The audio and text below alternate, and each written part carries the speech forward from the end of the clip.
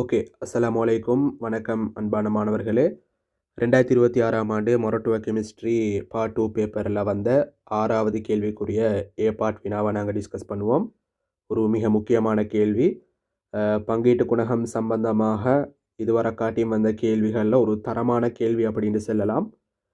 கிட்டத்தட்ட 90 மார்க்ஸ பெற்றுத்தரக்கூடிய ஒரு பகுதியாக இந்த பகுதி காணப்படுது. கொஞ்சம் காம்ப்ளெக்ஸான கேள்வி ஒன்று தான். நாங்க எப்படி இத சிம்பிளா விளைவிக்கொள்ள இயலும்ன்றத டிஸ்கஷன் செய்யக்குள்ள பார்ப்போம். கேள்விய வாசிங்க பார்க்க. நாங்க மிச்சம் டைம் வேஸ்ட் பண்ணாம கேள்விக்குரிய விஷயங்கள மட்டும் பார்ப்போம். ஓகே. கேள்விய வாசிங்க பார்க்க. ஒரு முக்கியமான கேள்வி. தெளிவா அவதானிச்சுக்கோங்கோ. இந்த வருடம் இது மாதிரியான கேள்விகள் வந்துச்சுன்னா உங்களுக்கு இலகுவா செய்யக்கூடியதாய்க்கும். தெளிவா பார்த்துக்கோங்கோ. நான் வாசிக்கிறேன் கேள்விய. 6வது கேள்வியில ஏ பார்ட். நீர் மற்றும் சேதன கரைப்பான் என்பன ஒன்றுடன் ஒன்று கலக்கும் தகவற்ற கரைப்பான்கள் ஆகும்.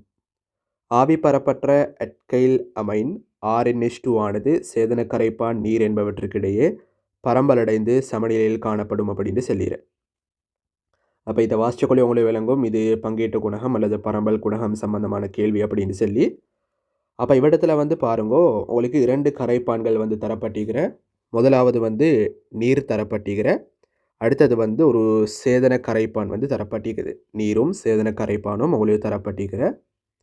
அப்போ இது ரெண்டும் ஒன்றோடொன்று கலக்காத திரவங்கள் அப்படின்னு சொல்லலையா. பொதுவாக நாங்கள் பங்கீட்டு குணகம் சம்பந்தமான கன்செப்டை கதைச்சக்குள்ளே ஒன்றோடொன்று கலக்காத திரவங்களை தான் நாங்கள் பொதுவாக பயன்படுத்துகிறேன். சரியா. அப்போ அதே மாதிரி தான் இந்த இடத்துல ஒன்றோடொன்று கலக்காத திரவங்கள் அப்படின்ட்டு அவங்க சொல்லிக்கிற. அதே நேரம் பாருங்க, இந்த இடத்துல பயன்படுத்தப்படுற கரையம் என்னன்னு சொன்னால் ஆவிபரப்பற்ற அட்கைல் அமைன் ஒன்றை அவங்க பயன்படுத்துகிறான். ஆவிபரப்பற்ற அட்கைல் அமைன் RnH2 அப்படின்னு சொல்லக்கூடிய ஒரு பதார்த்தத்தை கரையமாக பயன்படுத்துகிறேன் அப்படின்னு சொல்லிடுறேன். அப்படி பயன்படுத்தக்குள்ளே சேதன கரைப்பான் நீர் என்பவற்றுக்கிடையே அந்த கரைப்பாண்ட சமநிலைக்குரிய தாக்கத்தை அவங்க கீழே தந்திடுறாங்க. அந்த தாக்கத்தை உங்களுக்கு பார்த்துக்கொள்ளலாம். அப்போ நாங்கள் இதுவரை காட்டியும் வாசித்த விஷயங்களை வச்சு ஒரு சமரி ஒன்றை எழுதி கொள்வோம். சரியா. இந்த ஃபிசிக்கல் கெமிஸ்ட்ரி கேள்விகளில் சமரி எழுதுறது மிகவும் முக்கியம். சரியா. கட்டாயம் நீங்கள் ஃபிசிக்கல் கெமிஸ்ட்ரி கேள்விகள் செய்யக்குள்ளே இந்த மாதிரியான சமரிகளை எடுத்துக்கொள்கிறதே ட்ரை பண்ணுவோம். அப்படி நான் செல்றதுக்கான காரணம் என்னன்னு சொன்னால், நீங்கள் இப்படி சமரி எடுக்கக்குள்ளே ஒரு சிம்பிளான டயக்ராம் ஒன்றை வச்சு உங்களுக்கு மொத்த கேள்விக்கான ஐடியாவை எடுத்துக்கொள்ளலாம். அப்போ நீங்கள் சமரி எடுக்கலைன்னு சொன்னால் என்ன டிஸ்அட்வான்டேஜ்? சமரி எடுக்கலைன்னு சொன்னால் அதால் வர பிரதிகூலங்கள் என்ன வாய்க்கும்? என்ன விஷயம் சொன்னால் உங்களுக்கு தெரியும், இந்த ஃபிசிக்கல் கெமிஸ்ட்ரி எஸ்ஏயை பொறுத்த மட்டும் உங்களோட எஸ்ஏ பகுதிகளில் கூடுதலான டைமை கன்சியூம் பண்ணக்கூடிய பகுதி இந்த ஃபிசிக்கல் கெமிஸ்ட்ரி எஸ்ஏ பகுதி தான். சரியா.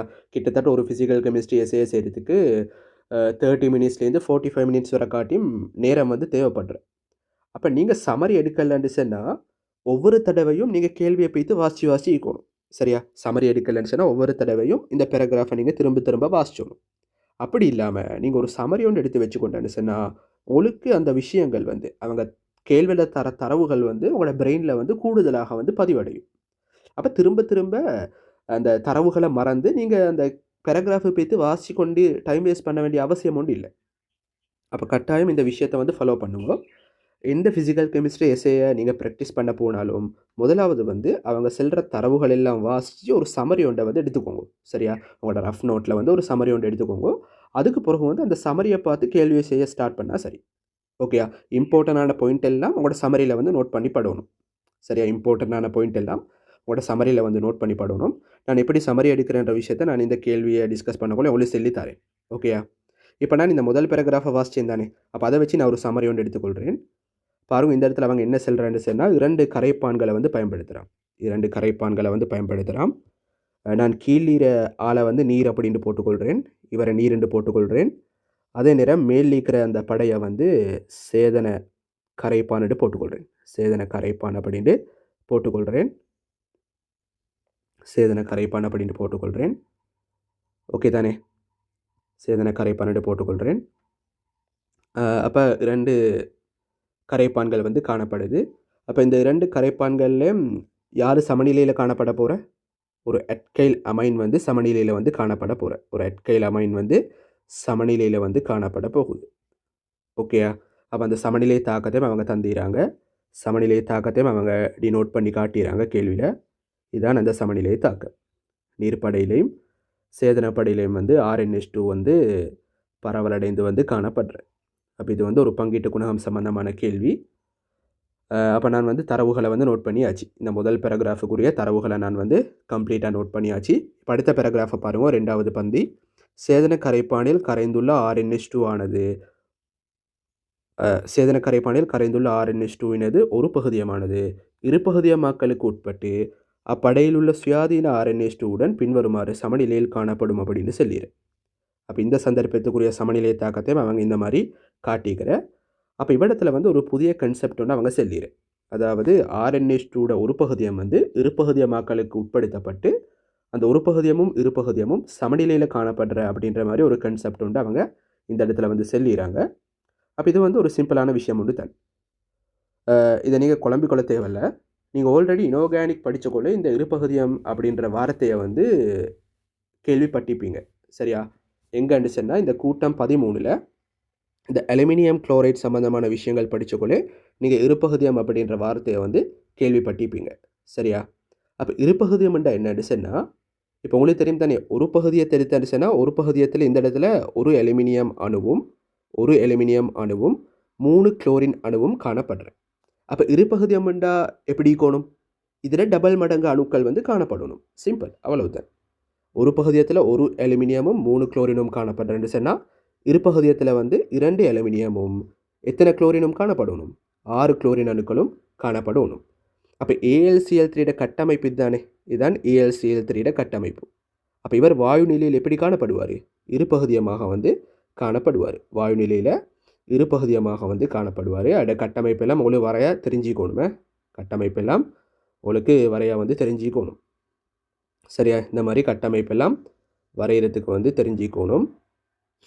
ஓகே, அக்யூரேட்டாக நீங்கள் வரைச்சிக்கோங்க. நான் இந்த இடத்துல உங்களுக்கு ஒரு ரஃப் ஸ்கெட்ச் ஒன்று காட்டிக்கிறேன். இப்படி தான் அந்த இருபகுதியம் வந்து வரப்போகுது. அப்போ இருபகுதியம் கொள்ள என்ன நடக்கிறேன்னு சொன்னால் ஒரு பகுதியத்தில் காணப்படுற அணுக்கள் எண்ணிக்கை வந்து அப்படியே டபுளாக வந்து வரப்போகுது. சரியா? அப்போ நான் சிம்பிளாக வந்து உங்களுக்கு தெரிஞ்ச விஷயத்தை வச்சு இந்த இடத்துல எக்ஸ்ப்ளனேஷன் ஒன்று தந்திரேன். அவ்வளவுதான். இருபகுதியம் சொன்னால் அவ்வளவுதான். சரியா? குழப்பிக்கொள்ள தேவையில்லை.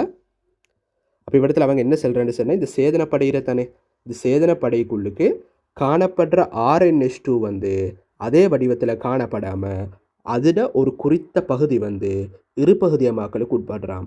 அப்போ இதானே ஒரு பகுதியம். அப்போ இந்த ஒரு பகுதியம் இருபகுதியமாக்கலுக்கு உட்பட்டான்னு சொன்னால் இந்த மாதிரியான ஒரு கட்டமைப்பு உருவாக்கப்படும். சரியா? இந்த மாதிரியான ஒரு கட்டமைப்பு உருவாக்கப்படும். அதாவது அந்த ஒரு பகுதியத்தில் காணப்படுற அணுக்களோட எண்ணிக்கை வந்து அப்படியே டபுளாக மாறும். இப்போ ஒரு பகுதியத்தில் ஒரு 6 கூட்டம் தானே, ஒரு 6 கூட்டம் ஒரு பகுதியத்தில் இரு. அப்போ இருபகுதியம் வரக்குள்ளே அவடத்தில் 2 6 கூட்டங்கள் வரும். ஒரு பகுதியத்தில் ஒரு நைதரசன் இரு, எனவே இருபகுதியத்தில் 2 நைதரசன் அணுக்கள் வரும். அப்போ நான் ஒவ்வொன்றா 2 போடாமல் ஃபுல்லாக பிரக்கெட் பண்ணி 2 அப்படின்னு போட்டிடுறேன். அவ்வளோதான் விஷயம். சரியா? அப்போ இந்த சேதன கரைப்பானுக்குள்ளுக்கு காணப்படுற RnH2 அதே வடிவத்தில் காணப்படாமல் இருபகுதியமாக்கலுக்கு உட்படும். அப்படி இருபகுதியமாக்கலுக்கு உட்பட்டது பிறகு அந்த ஒரு பகுதியத்துக்கும் இருபகுதியத்துக்கும் இடையில ஒரு புதிய சமநிலை ஒன்று உருவாக்கப்படுறன்ற மாதிரி அவங்க சொல்லிக்கிறாங்க. சரியா? அப்போ அதுக்குரிய தாக்கத்தையும் அவங்க தந்தீர. அந்த தாக்கத்தை நான் இந்த இடத்துல உங்களுக்கு எழுதி கொண்டீரு. சரியா? ஒரு பகுதியத்துக்கும் இருபகுதியத்துக்கும் இடையில ஒரு சமநிலை வந்து காணப்படுறோம். இதுதான் அந்த 2வது பேராகிராஃபுக்குரிய விளக்கம். அதை நான் இந்த இடத்துல ஒரு சமரி வடிவத்தில் போட்டிறேன். ஓகே தானே? இப்போ அடுத்த 3வது பேராகிராஃபை பாருங்க. 3வது பேராகிராஃபை சிம்பிளான கேள்வி தான் புள்ளகள், குழம்பிக்கொள்ளாமல் விலகி கொண்டா சரி. பாருங்கள் 3வது பேராகிராஃபை. நேர்கரைசலில் RnH2 ஆனது பகுதியளவில் அயனாக்கமடைந்து பின்வரும் சமநிலையில் காணப்படும் அப்படின்னு சொல்லிடுறேன். அப்போ இது வந்து பொதுவாக எல்லாருக்கும் தெரிஞ்ச விஷயம்தான். ஒரு மூலத்தை நாங்கள் கரைச்சாண்டு சொன்னால் அவர் வந்து பகுதியளவில் அயனாக்கமடைந்து இந்த மாதிரியான ஒரு தாக்கத்துக்கு வந்து உட்படும். சரி, இது ஆல்ரெடி எல்லாருக்கும் தெரிஞ்ச விஷயம். அப்போ இதை வந்து நாங்கள் புதுசாக வந்து விளங்கப்படுத்த வேண்டிய அவசியம் வந்து இருக்காது. சரியா? இந்த RnH2 பொறுத்த மட்டும் அவரை நாங்கள் நீரில் கரைச்சாண்டு சொன்னால் பகுதியளவு அயனாக்கமடைந்து யாரை உருவாக்கும்? உங்களுக்கு தெரியும், இந்த RnH2 ஒரு மூலம். அப்போ அவர் வந்து H+ பெற்றுக்கொள்ளும். H+ யார்லேருந்து பெற்றுக்கொள்ளும்? நீர்லேருந்து பெற்றுக்கொள்ளும். அப்போ H+ பெற்றுக்கொண்டான்னு சொன்னால் RnH3+ ஏக்வஸும். நீர் வந்து இப்போ H+ விடுவிச்சாச்சு தானே. அப்போ H+ விடுவிச்சான்னு சொன்னால் OH- ஏக்வஸ் வந்து உருவாக்கப்படும். அப்படி தான் இங்கே நடக்கிற சமநிலை தாக்கம். இதுதான் இங்கே நடக்கிற சமநிலை தாக்கம். சிம்பிளான விஷயம். ஓகேயா? அப்போ நான் கேள்வியில் தந்திர தரவுகள் எல்லாத்தையும் வந்து சுருக்கி ஒரு படமாக வந்து இந்த இடத்துல சமரைஸ் பண்ணி எழுதிக்கிறேன். அப்போ எனக்கு இந்த படத்தை பார்த்தேன்னு சொன்னாவே கேள்வியில் என்னென்ன தரவுகள் தந்தீர்ன்றதை வந்து இப்போ என்ன செல்லும் பாருங்கள். இந்த படத்தை பார்த்தேன்னு சொன்னால் எனக்கு கேள்வியில் என்னென்ன விஷயங்கள் தந்தீர்ன்றதை செல்லும். கேள்வியை வாசிச்சாமே பாருங்கள் பார்க்க. இரண்டு கரைப்பான்கள் இருக்கிற முதலாவது நீர், அடுத்தாவது சேதன கரைப்பான். இந்த 2 கரைப்பான்களுக்கும் இடையில ஒரு அட்கைல் அமைன் வந்து சமநிலையில் வந்து காணப்படுற, அதே நேரம் சேதன கரைப்பானை பொறுத்த மட்டும் அதில் காணப்படுற இந்த RnH2 வந்து இருபகுதியமாக்கலுக்கு உட்படும். இருபகுதியமாக்கலுக்கு உட்பட்டது பிறகு அந்த ஒரு பகுதியமும் இருபகுதியத்துக்கும் இடையில ஒரு சமநிலையை வந்து காணப்படும். அதே மாதிரி நீர்ப்படையில் காணப்படுற RnH2 பகுதி அளவில் அயனாக்கம் அடைந்து இந்த மாதிரியான ஒரு சமநிலை தாக்கத்தை உருவாக்கும். அப்போ இதெல்லாம் உங்களோட கேள்வியிற விஷயம் தான்.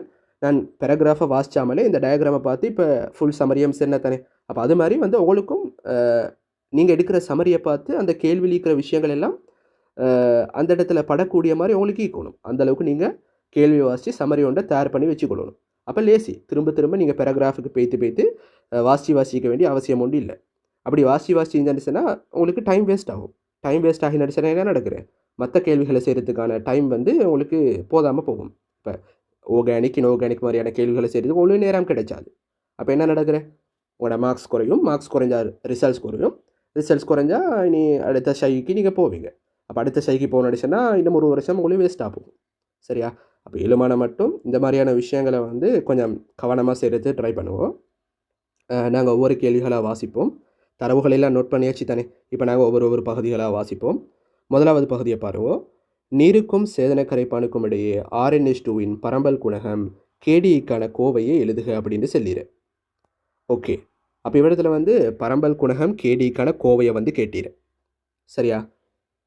சிம்பிளான விஷயம்தான். அப்போ இந்த இடத்துல வந்து KDக்கான கோவையை கேட்கக்கூடிய அவங்க எப்படி செல்றான்னு சொன்னால், நீருக்கும் சேதன கரைப்பானுக்கும் இடையே RnH2வின் பரம்பல் குணகம் அப்படின்ட்டு அவங்க சொல்லிடு. அப்போ நாங்கள் என்ன செய்யணும், KDக்குரிய கோவை எழுதக்குள்ளே நாங்கள் என்ன செய்யணும், அந்த நீரில் கரைஞ்சுள்ள RnH2 செறிவை தான் ப்ரையோரிட்டைஸ் பண்ணணும்.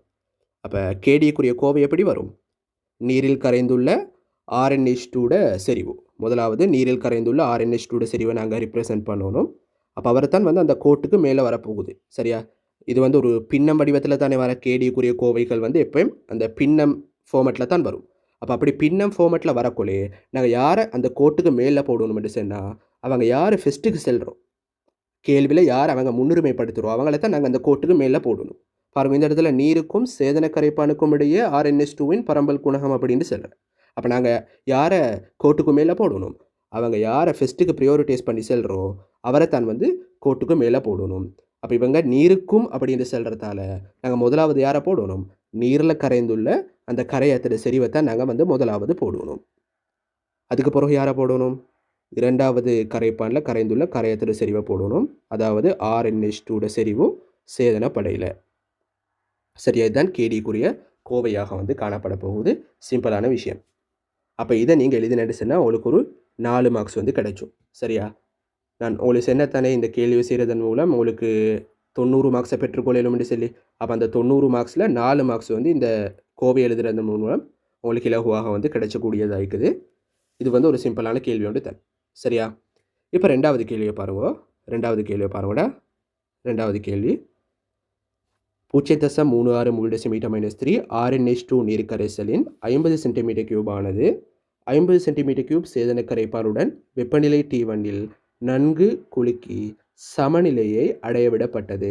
சமநிலையில் நீர்ப்படையின் 25 cm3 ஆனது வேறாக்கப்பட்டு 0.16 μdEm-3 செறிவுடைய HCl கரைசலினால் மெத்தைல் செம்மஞ்சள் காட்டி முன்னிலையில் நியமிப்பு செய்யப்பட்டது. தேவைப்படும் HClஇன் கனவளவு 12.5 cm3 எனின் நீர்ப்படியில் கரைந்துள்ள RnH2வின் மொத்த மூல எண்ணிக்கையை கணிக்க அப்படின்னு சொல்லிடுற. அப்போ இது வந்து கொஞ்சம் பெரிய பகுதி ஒன்று தான். அப்போ இதையும் நாங்கள் வந்து சமரைஸ் பண்ணி எழுதி கொள்றதுக்கு ட்ரை பண்ணுவோம். சரியா? இதையும் நாங்கள் சமரைஸ் பண்ணி எழுதி கொள்றதுக்கு ட்ரை பண்ணுவோம். அப்போ நாங்கள் திரும்ப இந்த கேள்விக்கு இந்த டயக்ராமை வந்து வரைய வேண்டிய தேவை வந்து இருக்கிறதால நான் இவர் அப்படியே காப்பி பண்ணி கீழே வந்து பேஸ்ட் பண்ணிக்கொள்கிறேன். நீங்கள் கட்டாயம் ரெண்டாவது கேள்வியில் இதை வரையணுமே. நான் வரைகிறதுக்கு டைம் எடுக்கிறதால நான் அப்படியே காப்பி பண்ணி பேஸ்ட் பண்ணி கொண்டேன். நீங்கள் கட்டாயம் இதை வந்து உங்களோட ரெண்டாவது பகுதியில் வரைஞ்சி கொள்ளணும். சரியா? அப்போ இவங்க என்னென்ன தரவுகள் தந்தீரன்னு சொன்னால், இந்த 2வது பகுதியில் என்னென்ன தரவுகள் தந்தீரன்னு சொன்னால், சில முக்கியமான தரவுகளை தந்தீராங்க பாருங்க. சில முக்கியமான தரவுகளை தந்தீராங்க. அதாவது அவங்க பயன்படுத்துறது என்னன்னு சொன்னால் 0.36 மூல் டெசிமீட்டர் -3 RnH2 நீர் கரைசலை வந்து பயன்படுத்துகிறான். RnH2 நீர் கரைசலை வந்து பயன்படுத்துகிறான். இந்த நீர் கரைசலோட கனவளவு 50 சென்டிமீட்டர் கியூப் அப்படின்னு தரப்பட்டிருக்குது. கேள்வியை வாசிங்க பார்க்க.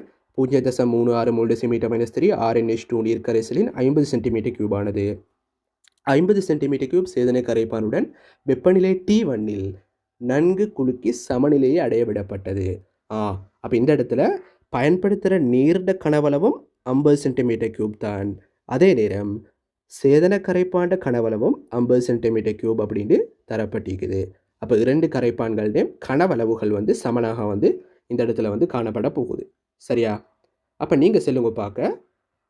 இந்த இடத்துல இந்த நீருக்குழுக்கு யார் காணப்பட போகிற? அவங்க செல்லீர் இல்லையா? முதலாவது அவங்க என்ன செல்லீர்ன்னு சொன்னால் 0.36 மூல் டெசிமீட்டர் -3 RnH2 நீர் கரைசல் அப்படின்னு செல்லீர். அப்போ இந்த நீருக்குழுக்கு தான் அந்த RnH2 வந்து இனிஷியலாக வந்து காணப்பட போகுது. நீருக்குழுக்கு தான் RnH2 இனிஷியலாக வந்து காணப்பட போகுது. சரியா? நான் இதை அழிச்சிட்டு உங்களுக்கு விளங்கப்படுத்துகிறேனே. நான் இதை உங்களுக்கு அழிச்சிட்டு விளங்கப்படுத்துகிறேன். பாருங்க அவங்க என்ன சொல்கிறேன்னு சொன்னால், ஒரு பாத்திரத்துக்குள்ளுக்கு RnH2 நீர் கரைசல்ட 50 சென்டிமீட்டர் கியூபை வந்து முதல்ல போடுறோம். அதுக்கு பிறகு சேதன கரைப்பாண்ட 50 சென்டிமீட்டர் கியூபை போடுறேன் அப்படின்னு சொல்லிடுறேன். அப்போ நீங்கள் செல்லுங்க பார்க்க. நாங்கள் சேதன கரைப்பாண்ட 50 சென்டிமீட்டர் கியூபை போட்டது பிறகு என்ன நடக்கும்? இது எல்லாருக்கும் தெரிஞ்ச விஷயம் தான். ஆரம்பத்தில் நீர் கரைசலுக்குள்ளுக்கு RnH2 காணப்படுறேன். அதுக்கு மேலே நாங்கள் சேதன கரைப்பான போட்டால் என்ன நடக்கும்? நீர் கரைசலில் கரைந்துள்ள அந்த RnH2 இப்போ எங்கே பரவலடைய ஆரம்பிக்கும்?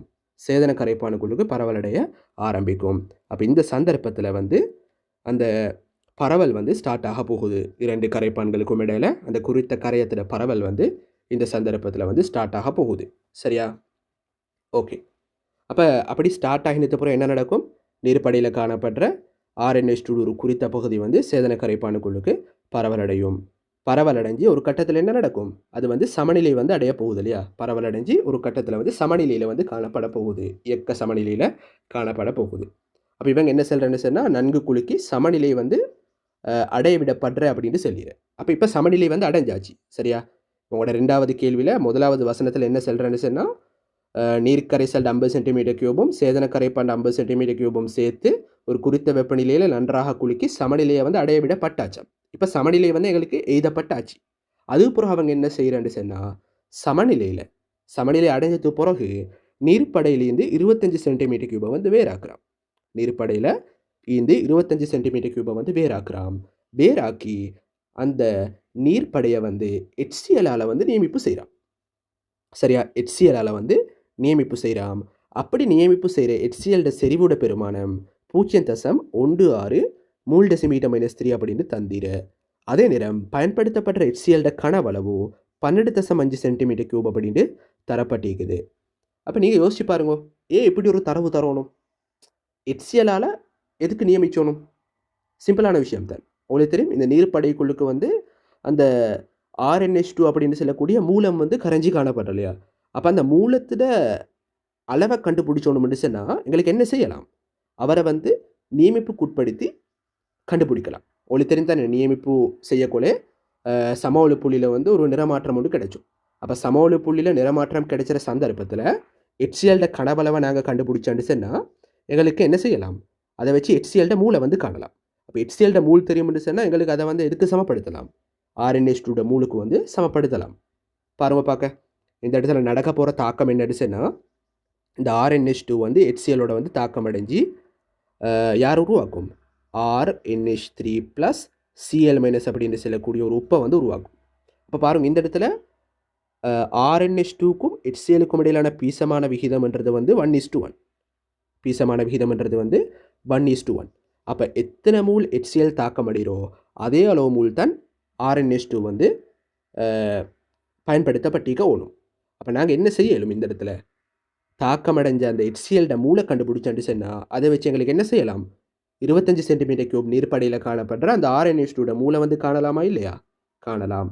அப்போ நான் முதலாவது என்ன செய்யணும்? HCl மூளை வந்து காணணும். அப்போ HCl மூல் சமன் செறிவு தர கனவளவு. சரியா? எஸ்ஏ வினாக்கள் செய்யக்குள்ளே 7 மட்டும் பிரதீடுகளை வந்து இன்க்ளூட் பண்ணி சேர்த்து ட்ரை பண்ணுவோம்.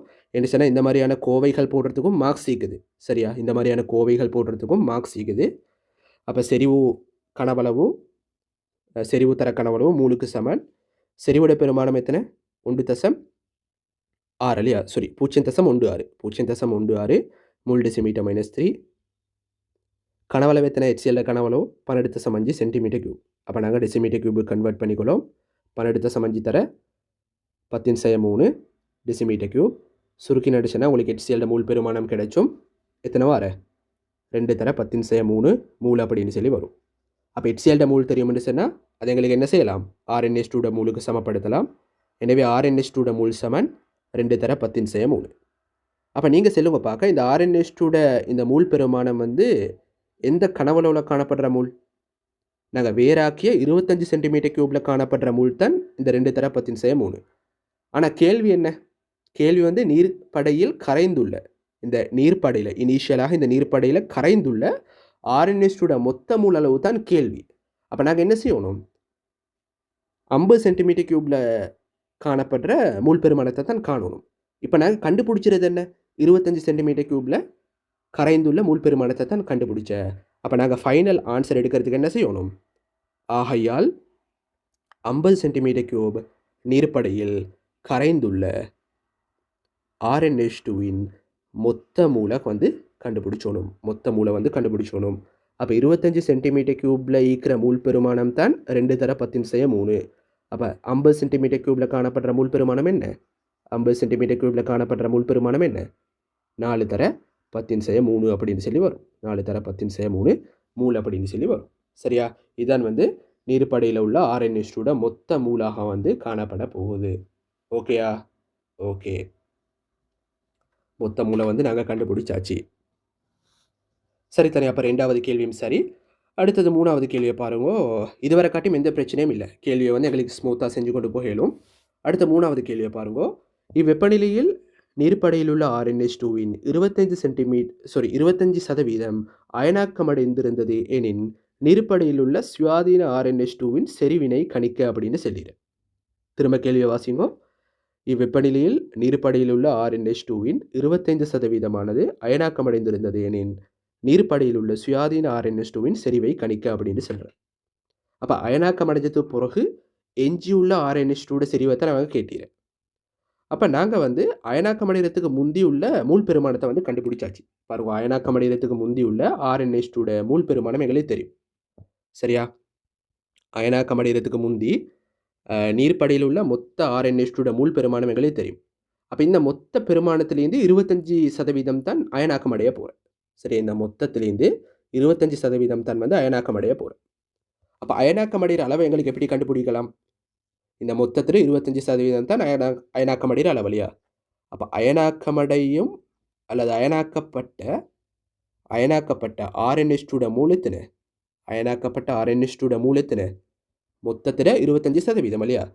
அப்போ 4 தர 10⁻³ தான் மொத்த மூல். அப்போ இதில் 25% எங்களுக்கு எப்படி போடலாம்? 25 கீழ் 100 அப்படின்னு போடலாம். அதாவது 100 மூல் இருந்துன்னு சொன்னால் 25 வந்து அயனாக்கம் அடையும். அப்போ 4 தர 10⁻³ மூல் இருந்துன்னு சொன்னால் எவ்வளவு மூல் அயனாக்கம் அடையும்ன்றது தான் கேள்வி. சரியா, அப்போ இந்த இடத்துல பாருங்க, நாங்கள் சுருக்கி நடு சொன்னால் பெருமானம் வந்து 1 தர 10⁻³ மூல் அப்படின்னு சொல்லி வரும். அதாவது மொத்த மூல் 4 தர 10⁻³. எனவே அதில் வந்து 1 தர 10⁻³ மூல் வந்து அயனாக்கம் அடைய போகிற.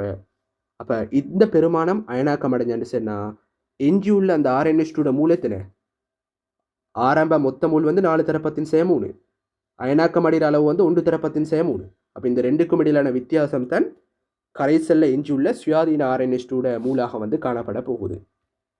அப்போ அடுத்து நான் எழுதி கொள்கிறேன். நீர்ப்படையில் உள்ள சுயாதீன RnH2 மூல்.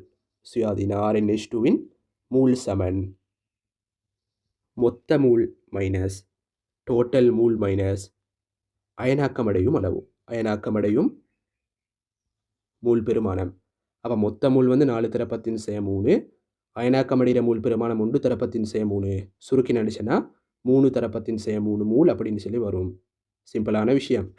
அப்போ இதான் வந்து நீர்ப்படையில் சுயாதீனமாக காணப்படக்கூடிய RnH2 மூல் பெருமானமாக வந்து காணப்பட போகுது. சரியா? ஓகே. ஆனால் கேள்வி என்ன? மூல் பெருமானமா? மூல் பெருமானம் அல்ல கேள்வி கேட்டீர. அவங்க வந்து செறிவைத்தான் கேட்டீர. பாருங்க, இருப்படியில் உள்ள சுயாதீன RnH2வின் செறிவை கணிக்கண்டு செல்லீர. அப்போ நாங்கள் செறிவை காண்றதுக்கு என்ன செய்யணும்? மூளை வந்து கனவளவால் பிரிச்சோணும்.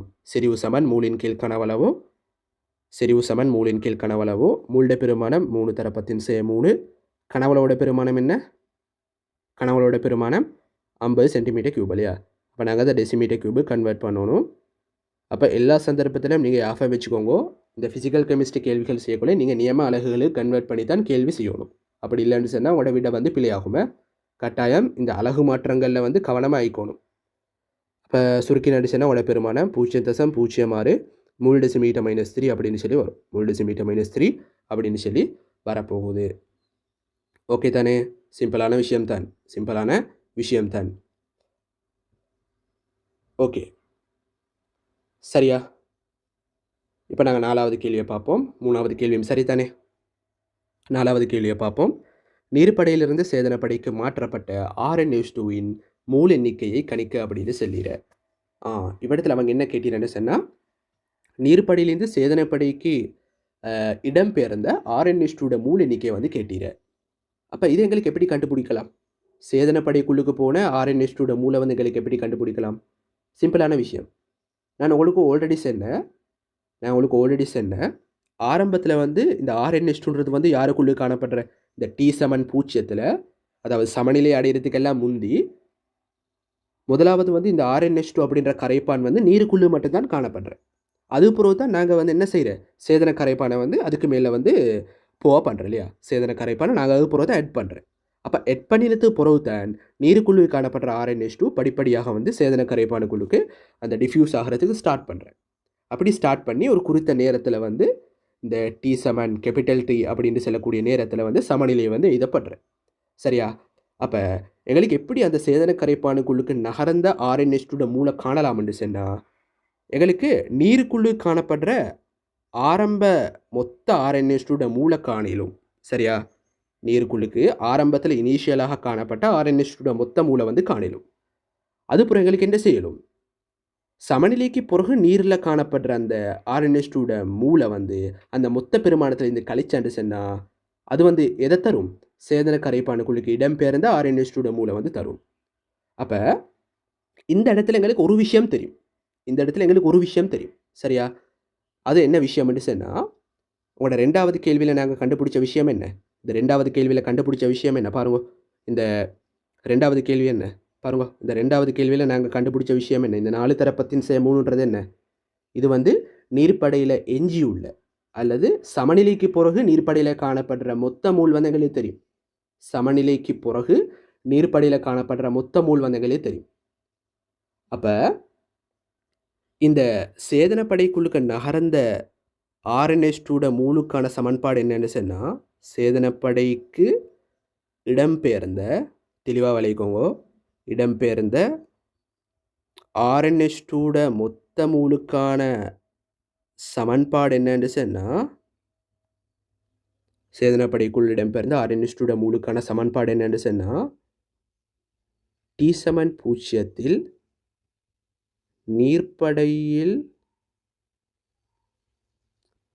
இருந்த RnH2 மூல் மைனஸ் சமநிலைக்கு பிறகு நீர்ப்படையில் உள்ள RnH2 மூல். இந்த ரெண்டுக்கும் இடையிலான வித்தியாசம் தான் யாரை தரப்போகுது? சேதனப்படைக்கு நகர்ந்த RnH2 மூலை வந்து தரப்போகுது. அப்போ இவ்விடத்தில் இந்த ரெண்டில் ஏதாவது ஒன்று வந்து இந்த இடத்துல எங்களுக்கு தெரியும். அவர் யாருன்னு சொன்னால், இந்த சமநிலைக்கு பிறகு நீர்ப்படையில் எஞ்சியுள்ள RnH2 மூல் தெரியும். அதுதான் 4 × 10⁻³ நாங்கள் 2வது கேள்வியில் கண்டுபிடிச்ச விஷயம். சரியா? சமநிலைக்கு பிறகு நீர்ப்படையில் உள்ள RnH2 மூல் வந்து எங்களுக்கு தெரியும். அதுதான் நாங்கள் 2வது கேள்வியில் இந்த இடத்துல கண்டுபிடிச்சிடுறேன். இப்போ நாங்கள் என்ன செய்யணும்? இந்த பெருமானத்தை காண்றதுக்கு, அதாவது சேதனப்படைக்கு இடம்பெயர்ந்த மூளை காண்றதுக்கு நாங்கள் என்ன செய்யணும்? T7 பூச்சியத்தில் நீர்ப்படையில் இருந்த RnH2 மூளை வந்து கண்டுபிடிச்சோணும். அது எப்படி கண்டுபிடிச்சலும்னு சொன்னால், அதுக்குரிய தரவத்தை நாங்கள் 2வது கேள்வியில் இனிஷியலாக வந்து தந்தீர. பாருங்க பார்க்க, 0.36 மூல் டெசிமீட்டர் மைனஸ் 3 RnH2 நீர் கரைசலின் 50 சென்டிமீட்டர் கியூப் ஆனது. அப்போ இந்த தரவை வச்சு தான் நாங்கள் நீர்ப்படையில் இனிஷியலாக காணப்பட்ட RnH2 மூளை வந்து கண்டுபிடிச்ச போகிறேன். அப்போ இந்த இடத்துல மூளை கண்டுபிடிச்சோம்னா நாங்கள் என்ன செய்யணும், செறிவு தர கனவளவு ஒன்று சமன்பாட்டை வந்து போடணும். செறிவு வந்து 0.36 மூல் டெசிமீட்டர் மைனஸ் 3, கனவளவோட பெருமானம் என்ன 50 சென்டிமீட்டர் கியூப். அப்போ டெசிமீட்டர் கியூபு கன்வெர்ட் பண்ணணும். 50 தர 10⁻³ டெசிமீட்டர் கியூப் மைனஸ் 4 தர 10⁻³ மூல் அப்படின்னு சொல்லி வரப்போகுது. சுருக்கி பாருங்க உட பெருமானம் எத்தனை வார, சுருக்கி பாருங்க உட பெருமானம் எத்தனை வாரன்னு சொல்லி இவ்விடத்தில் 1.8 தர 10⁻² மூல் அப்படின்னு சொல்லி வரும். அப்போ இதை எங்களுக்கு எப்படி போடலாம்னு சொன்னால் 0.4 தர 10⁻² மூல் அப்படின்ட்டு போடலாம். சுருக்கினு சொன்னால் எத்தனை வார 1.4 தர 10⁻² மூல் அப்படின்னு சொல்லி வரும். அப்போ இதான் வந்து சேதனப்படைக்குள்ளுக்கு இடம்பெயர்ந்த RnH2 மூலாக வந்து காணப்பட போகுது. இதுதான் சேதனப்படைக்குள் இடம்பெயர்ந்த RnH2 மூலாக வந்து காணப்பட போகுது. சிம்பிளான விஷயம்தான். சரியா? இப்போ 5வது கேள்வியை பாருங்க.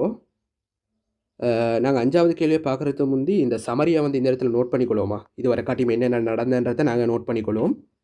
அப்போ எனக்கு செல்லுங்க பார்க்க ஆரம்ப RnH2 மூல் எத்தனை, ஆரம்ப RnH2 மூல் வந்து 1.8 தர 10⁻² மூல். இதுதான் ஆரம்பத்தில் அந்த கரையத்திட மூலாக வந்து காணப்படுறேன். அப்போ சேதனப்படைக்குள்ளுக்கு சமநிலையில் காணப்படுற மூல் பெருமானம் எத்தனை, இப்போ தான் நாங்கள் கண்டுபிடிச்ச 1.4 தர 10⁻² மூல். 1.4 தர 10⁻² மூல். நீர்ப்படைக்குழு காணப்படுற மூல் பெருமானம் என்ன 4 தர 10⁻³ இல்லையா, 4 தர 10⁻³. இது வந்து மொத்த RnH2 மூல். அயனாக்கம் அடைஞ்சது பிறகு எஞ்சிற மூல் பெருமானம் என்ன 3 தர 10⁻³ இல்லையா. அயனாக்கம் அடைஞ்சது பிறகு எஞ்சிற மூல் பெருமானம் 3 தர 10⁻³. ஓகேயா? சரி. அப்போ நாங்கள் இதுவரை காட்டியம் செஞ்ச விஷயங்கள் எல்லாம் எங்களோட சமரியில் வந்து நோட் பண்ணியாச்சு. இப்போ அடுத்த கேள்வியை பாருங்க. உங்களோட 5வது கேள்வி இல்லையா. 5வது கேள்வி, சேதனப்படையில் உள்ள இருபகுதிய மூலக்கூறு RnH2 டுவைஸின் செறிவு 0.23 டெசிமீட்டர் மைனஸ் 3 எனின் சேதனப்படையில் உள்ள சுயாதீன RnH2வின் செறிவை கணிக்க அப்படின்னு சொல்லிடுறேன். அப்போ இந்த இடத்துல சுயாதீன RnH2 அப்படின்னு சொல்கிறது என்னன்னு சொன்னால், இந்த இவர்தான் வந்து சுயாதீன RnH2. இந்த இவர்தான் வந்து சுயாதீன RnH2. சரியா? இவர்தான் சுயாதீன RnH2. அவரோட மூல் என்னன்றது தான் கேள்வி இல்லையா. சரி, அவரோட செறிவு என்னன்றது தான் கேள்வி. அவரோட செறிவு என்னன்றது தான் கேள்வி. அப்போ இவர் எப்படி எங்களை கண்டுபிடிச்சலும்னு சொன்னால், இப்போ உங்களுக்கு வந்து சேதனப்படைக்குழு காணப்படுற மொத்த RnH2 மூல் வந்து தெரியும். சரியா? இதன் வந்து சேதனப்படைக்குழு காணப்படுற மொத்த RnH2 மூல். சரியா? அப்போ நான் உதாரணமாக வந்து இந்த இடத்துல அந்த சமாதானம் எல்லாம் எடுக்காமல் சிம்பிளாக விளங்கப்படுத்துறது உங்களுக்கு சொல்கிறேன். சேதனப்படைக்குழு காணப்படுற மொத்த RnH2 மூல் வந்து 10 வச்சோமே, 10 வச்சோம். சரியா? 10 மூல் வந்து காணப்படுற. அப்போ இதில் வந்து ஒரு குறிப்பிட்ட அளவு வந்து யாராக காணப்படும், சுயாதீன RnH2 வந்து காணப்படும். நான் எக்ஸ்டெண்ட் எடுக்கிறேனே, சுயாதீன RnH2 காணப்படும். அப்போ மிச்சம் வந்து யாராக காணப்பட போகிற, அந்த இருபகுதியமாக வந்து காணப்பட போகிறேன். அந்த இருபகுதியமாக வந்து காணப்பட போகிறேன். அப்போ இருபகுதியமாக காணப்படுற மூல் பெருமானம் எத்தனை 10 - xன்னு சொல்லி வரும். அப்போ இவ்விடத்தில் நாங்கள் கண்டுபிடிச்ச வேண்டியது என்ன, இந்த எக்ஸை தான் நாங்கள் கண்டுபிடிச்சோணும். அந்த சுயாதீன RnH2 செறிவை நாங்கள் கண்டுபிடிச்சோணும். ஓகே, நாங்கள் அதை எப்படி கண்டுபிடிச்சிடறதை பார்ப்போம். இப்போ 5வது கேள்வி தானே பேத்து கொண்டிருக்கிறேன். அப்போ இவ்விடத்தில் அவங்க என்ன தரவு தந்தீர்னு சொன்னால், சேதனப்படையில் உள்ள இருபகுதிய மூலக்கூறு RnH2 டுவைஸின் செறிவு 0.12 மூல் டெசிமீட்டர் மைனஸ் 3 அப்படின்னு சொல்லிடுறேன். சரியா? இப்போ பாருங்க, உங்களுக்கு தெரியும் சேதனப்படைக்குழுக்கு இந்த மாதிரியான ஒரு சமநிலை தாக்கம் வந்து நிலவ போகுது.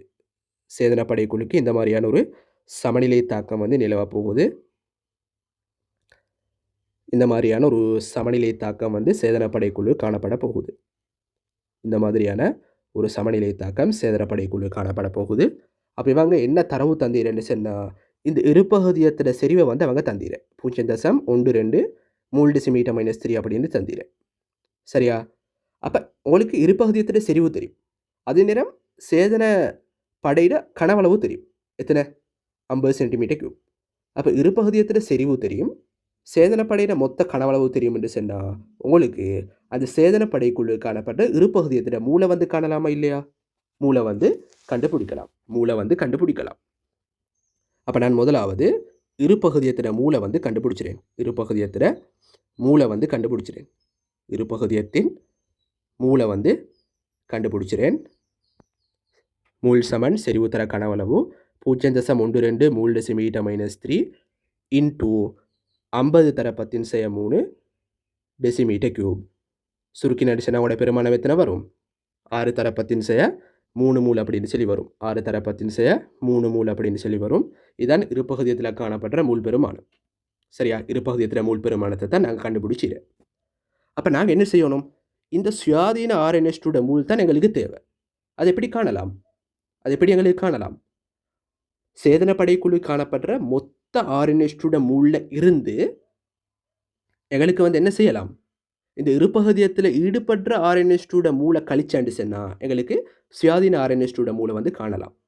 அப்போ இவ்விடத்தில் என்ன ஒரு முக்கியமான விஷயத்தை நீங்கள் ஞாபகம் வச்சுக்கொள்ளணும் சொன்னால், இந்த இடத்துல வந்து இப்போ RNH2 மொத்த மூல் எத்தனை? சேதனப்படைக்குழு காணப்படுற RNH2 மொத்த மூல் எத்தனை? மொத்த மூல் வந்து எத்தனை வந்த? 1.4 தர 10⁻² மூல் அப்படின்னு வந்த இல்லையா? 1.4 தர 10⁻² மூல் அப்படின்னு வந்த. சரியா? ஆனால் இந்த இடத்துல வந்து RNH2 வந்து இந்த ஒரு மூலக்கூறில் பைண்ட் ஆகிரு.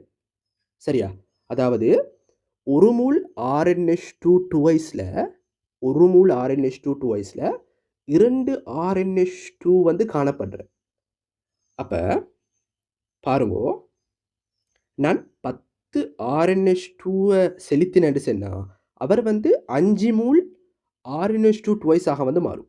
அப்போ இந்த இடத்துல எனக்கு RNH2 டுவைஸ் மூல் தெரியும். அப்போ எனக்கு அதை வச்சு என்ன செய்யலாம்?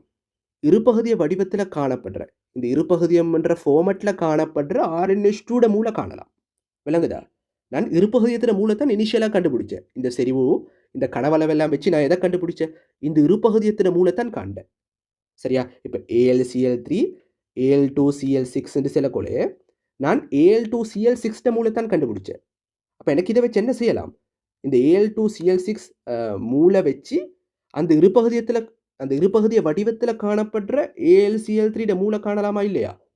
காணலாம். அது எப்படி காணலாம்? இதில் 2 மடங்கு அப்படின்னு சொல்லி வரப்போகுது இல்லையா? இருபகுதியம் சொன்னால் அது ஒரு பகுதியத்தில் அணுக்களை வந்து 2 மடங்காக வந்து கொண்டிருக்கும். அப்போ இருபகுதிய வடிவத்தில்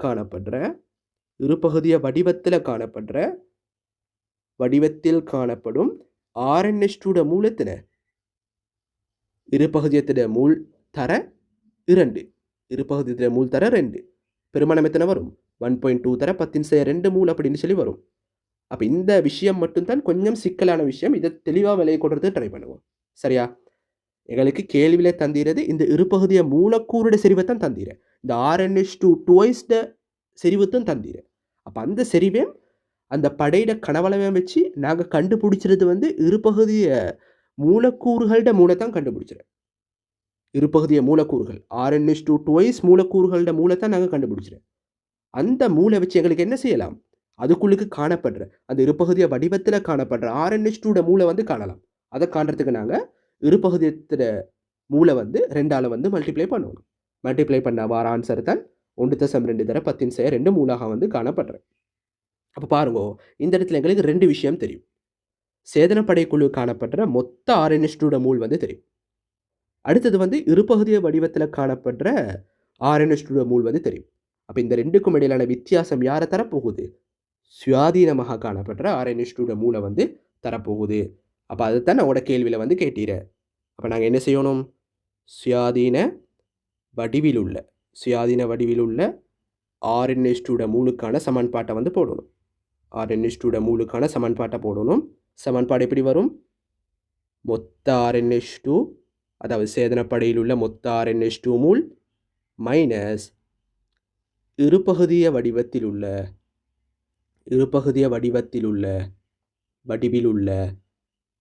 RNH2 மூல். அப்போ மொத்த மூல் எத்தனை? 1.4 தர 10⁻² மூல் தான் மொத்த மூல். சேதனப்படையில் உள்ள மொத்த RNH2 மூல் வந்து 1.4 தர 10⁻². இருபகுதிய வடிவத்தில் காணப்படுற RNH2 மூல் எத்தனை? 1.2 தர 10⁻² மூலாக காணப்பட போகுது. சுருக்கினு சொன்னால் உங்களுக்கு சுயாதீன வடிவத்தில் உள்ள RNA மூல் வந்து கிடைச்சும். எத்தனை வார 0.2 தர 10^2 மூல் அப்படின்னு சொல்லி வரும். அப்போ இதை வந்து எங்களுக்கு எப்படி போடலாம்? 2 தர 10^3 மூல் அப்படின்ட்டு போடலாம். ஆனால் இப்படி போட்டேன்னு சொன்னால் உங்களுக்கு கம்ப்ளீட்டான மார்க்ஸ் கிடைச்சுமா? கிடைச்சாது. ஏன்னு சொன்னால் உங்களோட 5வது கேள்வியில் கேட்டிர மூல் பெருமானமல்ல கேட்டிர. உங்களோட 5வது கேள்வியில் கேட்டிருந்த மூல் அல்ல, செறிவைத்தான் வந்து கேட்டிர. அப்போ நாங்கள் செறிவைத்தான் கண்டுபிடிச்சோணும். அப்போ செறிவுக்கான கோவை எப்படி வரும்? செறிவு சமன் மூலின் கீழ் கனவளவு. மூல் வந்து 2 தர 10^3, மூல் வந்து 2 தர 10^3, கனவளவு எத்தனை?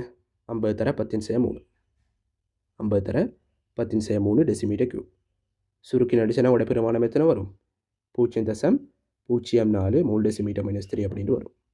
0.04 மூல் டெசிமீட்டர் -3 அப்படின்ட்டு வரும். ஓகே, அப்போ சரிதானே? உங்களோட 5வது கேள்வியும் சரி. சேதனப்படையில் உள்ள சுயாதீன RNA செறிவை நாங்கள் கண்டுபிடிச்சாச்சு. இப்போ 6வது கேள்வியை பாருங்க. உங்களோட ஏற்பாட்டுக்குரிய கடைசி கேள்வி. நீருக்கும் சேதன கரைப்பானுக்கும் இடையே RNA2வின் பரம்பல் குணகத்தை வெப்பநிலை T1இல் கணிக்க. அப்போ இவ்விடத்துல வந்து பரம்பல் குணகத்தை தான் கேட்டீர. நாங்கள் இந்த கோவையை வச்சு தான் பரம்பல் குணகத்தை வந்து கண்டுபிடிச்ச போகிறேன். அப்போ நான் இந்த கோவையை வந்து காப்பி பேஸ்ட் பண்ணிக்கொள்கிறேன். இந்த கோவையை நான் காப்பி பேஸ்ட் பண்ணிக்கொள்கிறேன். 6வது கேள்வி. அப்போ இந்த கோவையை நாங்கள் இந்த இடத்துல எழுதணும் கட்டாயம். நான் எழுதுறது டைம் எடுக்கிறதால காப்பி பேஸ்ட் பண்ணி கொண்டிறேன். நீங்கள் கட்டாயம் எழுதணுமே. அப்போ இவ்விடத்தில் எங்களுக்கு என்ன தேவைன்னு சொன்னால் நீர்ப்படையில் காணப்படுற RNA செறிவும் சேதனப்படையில் காணப்படுற RNA செறிவும் வந்து தேவை. அப்போ பாருங்கள், இந்த இடத்துல நீர்ப்படையில் காணப்படுற RNA செறிவு எத்தனை? நாங்கள் ஆல்ரெடி கண்டுபிடிச்சோம் இல்லையா? பாருங்கள் பார்க்க. நீர்ப்படையில் எஞ்சி காணப்படுற RNA செறிவு எத்தனை? அந்த அயனாக்கம் எல்லாம் முடிஞ்சது பிறகு எஞ்சிற அளவு தான் எங்களுக்கு தேவை இல்லையா? சரியா? நீர்ப்படையில் உள்ள சுயாதீன RNA மூல் தான் தேவை, மொத்தம் அல்ல. மொத்தம் வந்து எத்தனை வார? மொத்த மூல் வந்து 4 தர 10^3. அயனாக்கம் முடிஞ்சது பிறகு எஞ்சிற அளவு 3 தர 10^3. அப்போ இந்த 3 தர 10^3 வச்சு பெறப்படுற அந்த செறிவு தான் எங்களுக்கு இந்த இடத்துல கேள்வி செய்கிறது தேவை. சரியா? அப்போ நீர்ப்படையில் உள்ள சுயாதீன RNA செறிவு எத்தனை? 0.06 0.06 மூல் டெசிமீட்டர் -3. அவரைத்தான் நாங்கள் இந்த இடத்துல போடணும். சரியா? சுயாதீனமாக காணப்படுற செறிவுகளை தான் நாங்கள் போடணுமே. அதே மாதிரி பாருங்கள், ஆர்கானிக் படையில் காணப்படுற சுயாதீன RNA செறிவு எத்தனை? நாங்கள் கண்டுபிடிச்ச 0.04 0.04 மூல் டெசிமீட்டர் -3. சரியா? ஓகே. அப்போ உங்களுக்கு இந்த இடத்துல ஒரு கேள்வி வரலாம். உங்களுக்கு கேள்வி வரலாம். பாருங்க, இந்த இடத்துல 0.06 போடாமல் எங்களுக்கு இந்த பெருமானத்தை போடலவா? அதாவது இந்த மூல் பெருமானத்தை கனவளவால் பிரித்து வர பெருமானம் போடலவான்னு உங்களுக்கு கேள்வி வரலாம். அப்படி போடலுமா? போடலாம். என்று சொன்னால் அது வந்து ஆரம்ப அளவு. எங்களுக்கு தேவை வந்து எல்லா சமநிலையும் முடிஞ்சது பிறகு வர மூல் பெருமானம் தான் எங்களுக்கு தேவை. பாருங்க, இந்த அயனாக்கம் எல்லாம் முடிஞ்சது பிறகு எங்களுக்கு தூய வடிவத்தில் கிடைச்சிற அந்த சுயாதீன RNA மூல் தான் இந்த இடத்துல தேவை. அதை வச்சு பெறப்படுற செறிவு தான் உங்களோட கேடிக்குரிய கோவையில் வந்து இடம்பெற போகுது. அதாவது இந்த 3 தர 10^3 கனவளவால் பிரித்து கிடைச்சிற இந்த செறிவு பெருமானம் தான் எங்களோட கோவையில் வந்து இடம்பெறணும். அதுதான் நான் போட்டிக்கிறேன். அப்போ சுருக்கி நடிச்சேன்னா உங்களோட பெருமானம் பாருங்கள் எத்தனை வாரன்னு சொல்லி 6/4 சமன் 3/2. எனவே 1/5 அப்படின்னு சொல்லி வரும். கேடிக்குரிய பெருமானம் 1/5 அப்படின்னு சொல்லி வரும். சரியா? கேடிக்குரிய பெருமானம் 1/5 அப்படின்னு சொல்லி வரும். அப்போ நாங்கள் ஏ பாட்டை வந்து ஃபுல்லாக கம்ப்ளீட் பண்ணியாச்சு. அடுத்து நாங்கள் பி பாட்டை பார்ப்போம். பாருங்க, பி பாட்டில் அவங்க என்ன சொல்கிறேன்னு சொன்னால், பாருங்கள் பி பாட்டில் என்ன சொல்கிறேன்னு சொன்னால், நீர்ப்படையின் 25 சென்டிமீட்டர் கியூப் நியமிப்புக்காக அகற்றப்பட்டதன் பின்னர் எஞ்சிய தொகுதியின் சமநிலையானது T2விற்கு மாற்றப்பட்ட போது சமநிலை தானங்கள் மாற்றப்பட்டு மீண்டும் புதிய சமநிலைகள் அடைந்தன அப்படின்னு சொல்கிறேன். சிம்பிளான விஷயம் தான். இப்போ நாங்கள் முதலாவது பாட்டில் நியமிப்புக்காக நீர்ப்படையிலேருந்து ஒரு 25 சென்டிமீட்டர் கியூபை வேறாக்குறதானே. அப்போ அவங்க இந்த பி பாட்டில் என்ன சொல்கிறேன்னு சொன்னால், வேறாக்கினத்துக்கு பிறகு ஒரு குறித்த அளவு மீஞ்சும் தானே, அதை வச்சு ஒரு புதிய சமநிலை வந்து ஒரு புதிய வெப்பநிலையில் வந்து பெறப்படுறான். சரியா? அப்போ நாங்கள் இந்த பி பாட்டுக்குரிய புதிய டயக்ராம் ஒன்று இந்த இடத்துல வரைஞ்சு கொள்வோம். இப்போ இந்த பி பாட்டுன்றது ஏ பாட்டிலேருந்து கம்ப்ளீட்டாக டிஃப்ரெண்ட்டான ஒரு விஷயம். சரியா? இந்த பி பாட்டில் என்ன நடக்கிறேன்னு சொன்னால், இந்த ஏ பாட்டில் வந்து 2 படைகளுடைய கனவளவுகள் வந்து சமன். நீர்ப்படையிட கனவளவும் 50 தான், சேதனப்படையிட கனவளவும் 50 சென்டிமீட்டர் கியூப் தான். ஆனால் இந்த இடத்துல என்ன சொல்கிறேன்னு சொன்னால், நாங்கள் ஏப்பாட்டில் வந்து நீர்ப்படையிலேருந்து ஒரு 25 சென்டிமீட்டர் கியூபை வேறாக்கின தானே. வேறாக்கினத்து பிறகு அந்த தொகுதியை வச்சு ஒரு சமநிலை வந்து பெறப்படுற அப்படின்னு சொல்கிறேன். இப்போ வேறாக்கினத்து பிறகு எஞ்சிற நீரிட கனவளவு எத்தனை? ஆரம்பத்தில் 50 இந்த, அப்புறம் 25 சென்டிமீட்டர் கியூபை நாங்கள் நியமிப்புக்காக வேறாக்கினேன். அப்போ 50 மைனஸ் 25 எத்தனை? 25 சென்டிமீட்டர் கியூப் தான் எஞ்சி காணப்பட போகிற நீரிட கனவளவாக இந்த இடத்துல வந்து காணப்படுற. சேதனப்படையில் எந்த மாற்றமும் இல்லை. அவரோட 50 சென்டிமீட்டர் கியூபும் அப்படியே காணப்பட போகுது. சேதனப்படையில் எந்த மாற்றமும் இல்லை. அவரோட 50 சென்டிமீட்டர் கியூபும் அப்படியே காணப்படும். ஆனால் நீர்ப்படையில் 25 சென்டிமீட்டர் கியூப் குறையிறதால எஞ்சி காணப்படுற அளவு வந்து 25 சென்டிமீட்டர் கியூபாக காணப்பட போகுது. அப்போ இதுதான் புதிய டயக்ராம். இதுதான் பி பாட்டுக்குரிய டயக்ராமை. பி பாட்டுக்குரிய கேள்விகளை செய்கிறதுக்கு இந்த டயக்ராம் தான் உங்களுக்கு தேவைப்படுற. தெளிவாக விளைக்கோங்க. நீங்கள் மேலே இருக்கிற டயக்ராமை வச்சு இந்த பி பாட்டை செய்ய போனோன்னு சொன்னால் அது பிழைச்சிடும். ஓகே தானே? அப்போ இந்த இடத்துல நாங்கள் வந்து இந்த கேள்விகளை செய்கிறதுக்கு முந்தி இந்த புதிய தொகுதியில் காணப்படுற மொத்த ஆர்என்எஸ்டோட மூளை வந்து கண்டுபிடிச்சி கொண்டிருக்கும். சரியா? இந்த புதிய தொகுதியில் இப்போ உங்களுக்கு தெரியும் தானே, ஏ பாட்டில் எங்களுக்கு மொத்த ஆர்என்எஸ்டோட மூளை கண்டுபிடிக்கிறதுக்கு தரவுகள் வந்து தந்த. சரியா? இந்த ஏ பாட்டில் மொத்த ஆர்என்எஸ்டோட மூளை கண்டுபிடிச்சதுக்கு அவங்க தரவுகள் தந்த. பாருங்க, செறிவுட பெருமானம் தந்த, அதே நேரம் கனவளவு தந்த. அப்போ இது ரெண்டையும் வச்சு நாங்கள் இனிஷியலாக பயன்படுத்தி ஆர்என்எஸ்டோட மொத்த மூளை வந்து எங்களுக்கு கண்டுபிடிச்சிடும். பெருமானம் எத்தனை வந்த? 1.8 தர 10^3 அப்படின்னு சொல்லி வந்த இல்லையா? சாரி, 1.8 தர 10^2 அப்படின்னு வந்த. அப்போ அதுதான் வந்து பார்ட் ஏக்குரிய மொத்த ஆர்என்எஸ்2 மூல். ஆனால் இப்போ வந்து நீர்லேருந்து ஒரு குறித்த பகுதியை வேறாக்கின தானே. அப்போ வேறாக்கினு சொன்னால் தொகுதியில் இருக்கிற அந்த ஆர்என்எஸ்2 மூல் வந்து குறைவடையும். அப்போ நாங்கள் இப்போ வந்து என்ன செய்யணும்? இந்த கேள்வி செய்கிறதுக்கு முந்தி இதுக்குள்ளே காணப்பட போகிற, இந்த தொகுதிக்குள்ளே காணப்பட போகிற மொத்த ஆர்என்எஸ்2 மூலை வந்து கண்டுபிடிச்சோணும். அதை எப்படி கண்டுபிடிச்ச போகிறோன்னு சொன்னால், இப்போ வந்து உங்களுக்கு தெரியும் தானே, ஏ பாட்டில் வந்து மொத்த மூலை உங்களுக்கு தெரியுமே, 1.8 தர 10^2 தான் மொத்த மூல். 1.8 தர 10^2 மூல் தான் மொத்த மூல். அப்போ இவ்விடத்தில் அந்த மூல் குறையிறதுக்கான காரணம் என்ன? இந்த 25 சென்டிமீட்டர் கியூப் நீரை வெளியேற்றுறது தான் அதுக்கான காரணம். அப்போ எங்களுக்கு எப்படி இந்த தொகுதியில் இருக்கிற மூளை காணலும்னு சொன்னால் அது எப்படி வரும்? பி பாட்டில் தொகுதியில் உள்ள மொத்த மூல் வந்து எதுக்கு சமன்? ஆரம்ப மொத்த மூல் மைனஸ் வேறாக்கப்பட்ட 25 சென்டிமீட்டர் கியூபில் உள்ள ஆர்என்எஸ்2 மூல். வேறாக்கப்பட்ட 25 சென்டிமீட்டர் கியூப் நீரில் உள்ள ஆர்என்எஸ்2 மூல். அப்போ இதுதான் வந்து இந்த பி பாட்டில் இந்த தொகுதியில் வந்து காணப்பட போகிற ஆர்என்எஸ்2 மொத்த மூலாக வந்து காணப்பட போகுது. சிம்பிளான விஷயம், அவ்வளவுதான். சிம்பிளான விஷயம். சரியா? அப்போ வேறாக்கப்பட்ட 25 சென்டிமீட்டர் கியூப்ல இருக்கிற மொத்த மூல் எத்தனை? பாருங்க பார்க்க. வேறாக்கப்பட்ட 25 சென்டிமீட்டர் கியூப்ல காணப்படுற மொத்த மூல் எத்தனை? பாருங்க. அதை நாங்கள் ரெண்டாவது கேள்வியில் கண்டுபிடிச்சோம் இல்லையா? பாருங்க, ரெண்டாவது கேள்வியில் கண்டுபிடிச்ச பாருங்க. இதுதான் 25 சென்டிமீட்டர் கியூபில் காணப்படுற மொத்த மூல். 2 தர 10^3.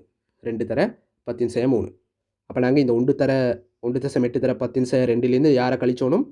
வேறாக்கப்பட்ட 25 சென்டிமீட்டர் கியூபில் காணப்படுற ஆர்என்எஸ்2 மொத்த மூலை வந்து கழிச்சோணும். 0.2 தர 10^2.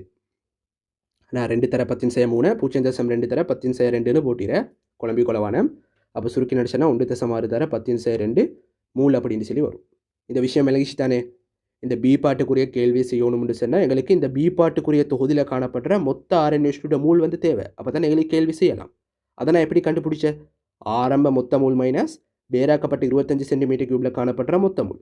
அதை சுருக்கி நடிச்சேன்னா எங்களுக்கு இந்த தொகுதிக்குள்ளுக்கு மொத்தமாக காணப்படுற இந்த சேதனப்படை நீரெல்லாம் சேர்த்தி வர பெருமானம் தான் இந்த பெருமானமே. சேதனப்படைக்குள்ளே மட்டும் காணப்படுற அளவும் அல்ல, இது நீர்ப்படைக்குள்ளே மட்டும் காணப்படுற அளவு அல்ல. இந்த ரெண்டு படைகளுக்குள்ளுக்கும் கரைந்து காணப்படுற ஆர்என்எஸ்2 மொத்த மூல் தான் இந்த பெருமானம். விளங்கிச்சா? இந்த பெருமானம் இருந்தால் தான் எங்களுக்கு கேள்வியை ஃபுல்லாக செஞ்சு கொண்டு போகலாம். ஓகே, இப்போ கேள்வியை பாருங்க பார்க்க. பி பாட்டுக்குரிய முதலாவது கேள்வியை பாருங்க. சேதனப்படையின் 25 சென்டிமீட்டர் கியூபானது வேறாக்கப்பட்டு 0.25 டெசிமீட்டர் -3 செறிவுடைய HCl ஏக்குவசினால் நியமிப்பு செய்யப்பட்டது. நியமிப்புக்கு தேவையான HClன் கனவளவு 22 சென்டிமீட்டர் கியூப் எனின் சேதனப்படையில் உள்ள ஆர்என்எஸ்2 மொத்த மூல் எண்ணிக்கையை கணிக்க. பிரக்கெட்டுக்குள்ளுக்கு அவங்க என்ன தந்தீரன்னு சொன்னால் இருபகுதியமாக உள்ள ஆர்என்எஸ்2 ப்ளஸ் சுயாதீன ஆர்என்எஸ்2. ஓகே, அப்போ இவ்விடத்தில் வந்து நாங்கள் ஆரம்பத்தில் செஞ்ச மாதிரி தான் உங்களோட ரெண்டாவது கேள்வியில் தந்த மாதிரியே ஒரு விஷயம் தான் இந்த இடத்துலையும் தரப்பட்டிருக்குது. சரியா? உங்களோட 2வது கேள்வியில் ஏ பாட்டில் 2வது கேள்வியில் அவங்க நீர்ப்படியிலேருந்து 25 சென்டிமீட்டர் கியூபை வேறாக்குற. ஆனால் பி பாட்டில் 1வது கேள்வியில் அவங்க சேதனப்படையிலேருந்து 25 சென்டிமீட்டர் கியூபை வேறாக்குற. இதுதான் டிஃபரெண்ட். அப்போ சேதனப்படையிலேருந்து 25 சென்டிமீட்டர் கியூபை வேறாக்கி அவங்க என்ன செய்கிறான்னு சொன்னால் சேதனப்படையிலேருந்து 25 சென்டிமீட்டர் கியூபை வேறாக்கி அவங்க என்ன செய்கிறான்னு சொன்னால் HCl வந்து நியமிப்பு செய்கிறாம். அப்படி நியமிப்பு செய்கிற HCl செறிவெத்தனையாம் 0.25 μl/3 அப்படின்னு தந்தீர. அதே நேரம் HCl கனவளவு எத்தனையாம் 22 சென்டிமீட்டர் கியூபா. அப்போ எங்களுக்கு இதை ரெண்டையும் வச்சு என்ன செய்யலாம்? HCl மூளை வந்து காணலாம். அப்போ மூல் HCl சமன் 0.25 μl/3 இன்ட்டு 22 தர 10⁻³ டெசிமீட்டர் கியூப். சுருக்கி நடிச்சேன்னா அவட பெருமானம் எத்தனை வரும்? சுருக்கி பாருங்க 5.5 தர 10⁻³ மூல் அப்படின்னு சொல்லி வரும். 10⁻³ மூல் அப்படின்னு சொல்லி வரும். இதுதான் HCl மூலாக வந்து காணப்பட போகிறேன். அப்போ HCl மூல் தெரியும்னு சொன்னால் அதோட தாக்கமடைகிற RnH2 மூலையும் காணலாம். காரணம் என்ன? உங்களுக்கு தெரியும், இந்த ரெண்டுக்கும் இடையிலான பீசமான விகிதம் 1:1. எனவே HCl மூல் எத்தனை காணப்படுறோ அதே அளவு மூல் தான் RnH2வும் காணப்படணும். எனவே மூல் RnH2 சமன் 5.5 தர 10⁻³. அப்போ இது வந்து சேதனப்படையில் அந்த 25 சென்டிமீட்டர் கியூப் கனவளவில் காணப்படுற RnH2 மொத்த மூல். சரியா? வேறாக்கப்பட்ட கனவளவில் காணப்படுற மூல் தான் இந்த 5.5 தர 10⁻³. சரியா? ஆனால் எங்களுக்கு என்ன தேவை? எங்களுக்கு தேவை வந்து அந்த ஆரம்ப சேதனப்படையில் இந்த 50 சென்டிமீட்டர் கியூப்பில் காணப்படுற மூல் பெருமானம் தான் எங்களுக்கு தேவை. நாங்கள் கண்டுபிடிச்சது வந்து 25 சென்டிமீட்டர் கியூப்லேயே மூல் பெருமானம். அப்போ நாங்கள் என்ன செய்யணும்? 50 சென்டிமீட்டர் கியூப் சேதனப்படையில் உள்ள RnH2 மொத்த மூலை வந்து கண்டுபிடிச்சோணும். அது எப்படி எங்களுக்கு கண்டுபிடிக்கலாம்? 25 சென்டிமீட்டர் கியூப்பில் காணப்படுற RnH2 மூல் பெருமானம் 5.5 தர 10⁻³. எனவே 50 சென்டிமீட்டர் கியூப்பில் காணப்படுற மூல் பெருமானம் சமன் எத்தனை வரும்? 1.1 தர 10⁻² மூல் அப்படின்னு சொல்லி வரும். 1.1 தர 10⁻² மூல் அப்படின்னு சொல்லி வரப்போகுது. அப்படிதான் 50 சென்டிமீட்டர் கியூப் சேதனப்படையில் காணப்படுற RnH2 மொத்த மூல். அப்போ நாங்கள் சேதனப்படையில் காணப்படுற RnH2 மூலை வந்து கண்டுபிடிச்சாச்சு. அதே நேரம் உங்களுக்கு இந்த 2 படைகளுக்குள்ளுக்கும் கரைந்துள்ள மொத்த மூல் வந்து தெரியும். அப்போ இது ரெண்டையும் கழிச்சா எங்களுக்கு யார் கிடைச்சும்? நீர்ப்படைக்குள்ளே காணப்படுற RnH2 மூல் வந்து கிடைச்சும். இப்போ விளங்கிச்சா நான் இந்த ஃபெஸ்ட்டு கண்டன்னு சொல்லி இந்த விஷயத்தையே முதலாவதே கண்டுபிடிச்சன்றது விளங்குதா? அதை கண்டுபிடிச்சான்னு சொன்னா தான் எங்களுக்கு நீர்ப்படையில் காணப்படுற மூலை வந்து கண்டுபிடிக்கலாம். சிம்பிள், அவ்வளவுதான். அப்போ முதலாவது கேள்வி முடிஞ்சு. சிம்பிளான விஷயம். அப்போ இந்த இடத்துல நாங்கள் பெற்ற அந்த RnH2 மூலுன்றது வந்து சுயாதீனமாக காணப்படுற RnH2 அல்ல.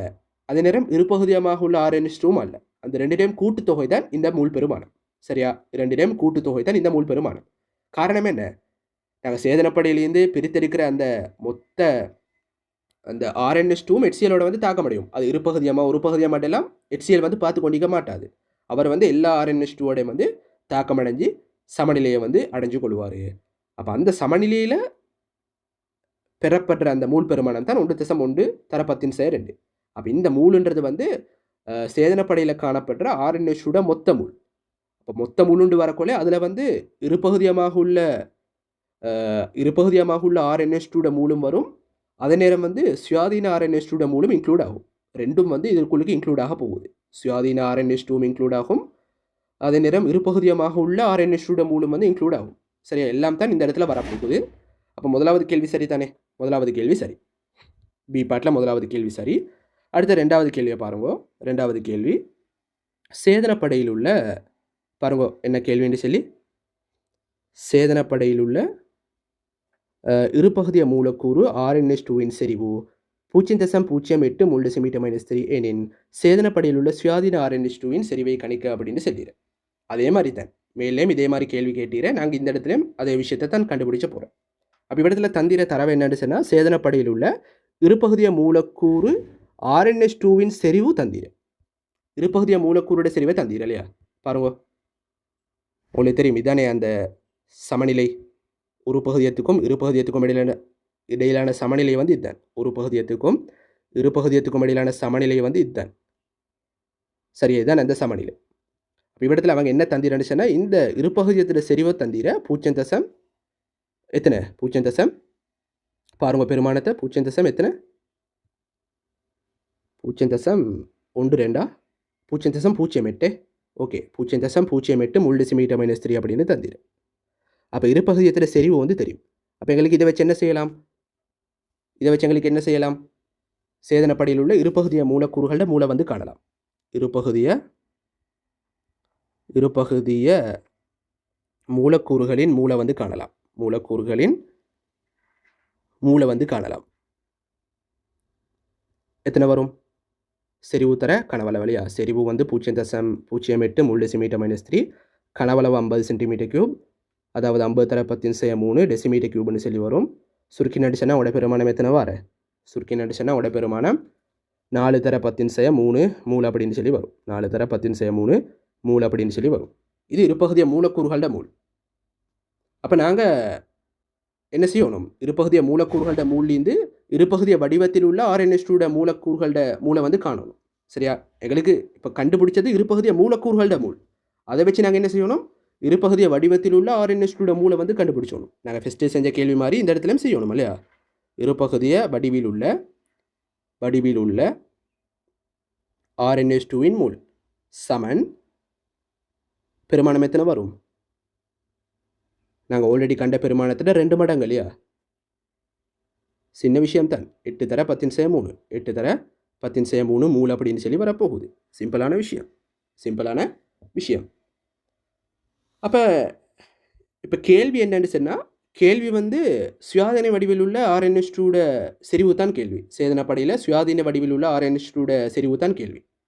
அப்போ சுயாதீன வடிவில் உள்ள RNH2 செறிவு தேவைன்னு சொன்னால் நாங்கள் முதலாவது என்ன செய்யணும்? மூலை வந்து கண்டுபிடிச்சோணும் இல்லையா? சேதனப்படையில் உள்ள சுயாதீன RNH2 மூலை வந்து கண்டுபிடிச்சோணும். சரி, இந்த பெருமானத்தை கண்டுபிடிச்சோணும். பாருங்க, நான் ரெட் கலரால் சர்க்கிள் பண்ணுறேன். இந்த பெருமானத்தை கண்டுபிடிச்சோணும். சுயாதீன RNH2 மூல் பெருமானத்தை நாங்கள் கண்டுபிடிச்சோணும். அப்போ இந்த இடத்துல எங்களுக்கு ஆல்ரெடி மொத்த RNH2 மூல் வந்து தெரியும். அதுதான் 1.1 தர 10^2. அதே நேரம் எங்களுக்கு இருபகுதிய வடிவில் உள்ள RNH2 மூலம் தெரியும். அதுதான் நாங்கள் இப்போ கண்டுபிடிச்சேன். அப்போ இது ரெண்டும் தெரியும் என்று சொன்னால் இது ரெண்டுக்கும் இடையிலான வித்தியாசம் யாரை தரப்போகுது? சுயாதீன RNH2 மூலை வந்து தரப்போகுது. இப்போ நாங்கள் அடுத்தபடியில் யார் எழுத போகிறேன்? சுயாதீன வடிவில் உள்ள RNH2 மூல் சமன் டோட்டல் மூல் மைனஸ் இருபகுதிய வடிவில் உள்ள RNH2 மூல். சரியா?